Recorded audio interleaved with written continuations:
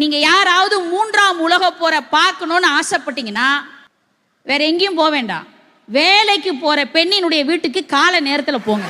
கத்தி இன்றி ரத்தமின்றி யுத்தம் ஒன்று நடக்கும். கத்தி கத்தி நடக்கும்.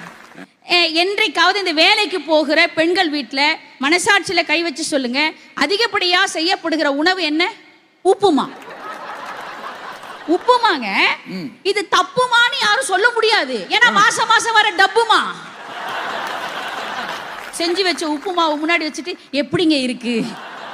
இப்ப அவனுக்கு ஒரு குழப்பம், ஏன்னா சம்பாதிக்கிற மனைவி நல்லா இருக்குன்னு சொன்னா இன்னும் 2 கரண்டி தட்டுல வச்சிருவா, நல்லா இல்லைன்னு சொன்னா அந்த கரண்டியால 2 வைப்பான். இப்ப என்ன சொல்லலாங்கிறது இப்ப ஒரு பெரிய குழப்பம். பாரதி தான் சொன்னான், சாதம் படைக்கவும் செய்திடுவோம், தெய்வ சாதி படைக்கவும் செய்திடுவோம். நான் பெண்ண எந்த பெண்ணும் வேலைக்கு போற பெண் சாதம் படைக்கிற மாதிரியே தெரியல எனக்கு. மாமியார் படைச்சு வைக்கிறாங்களே, அதை சாப்பிட்டுட்டாவது போறியா? காலை நேரத்துல காலை உணவை சாப்பிடாமல் வேலைக்கு செல்லக்கூடிய பெண்கள் தான் அதிகம்.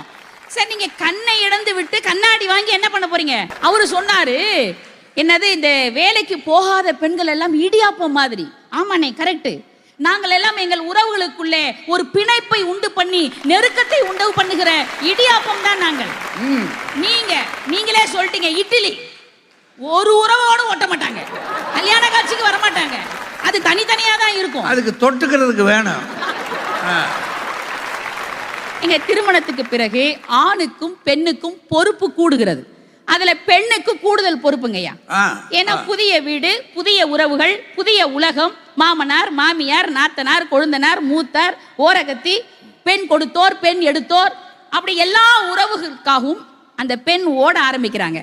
தனக்காக சிந்திக்காமல் 30 ஆண்டுகள் பிள்ளைகளுக்காகவும் வீட்டுக்காரருக்காகவும் அந்த குடும்பத்துக்காகவும் சிந்திச்சுட்டு, அப்பா 50 வயசு ஆயிட்டு பையனுக்கு கல்யாணம் முடிச்சுட்டு மருமக வந்து பாத்துக்குவா, நாம ஓய்வு எடுக்கலான்னு அந்த அம்மா நினைக்கும் போது இந்த வேலைக்கு போற மருமக மட்டும் வாச்சிட்டான்னு வச்சுக்கோங்களேன், சனீஸ்வரன் காலில் சலங்கை கட்டிட்டான்னு அர்த்தம்.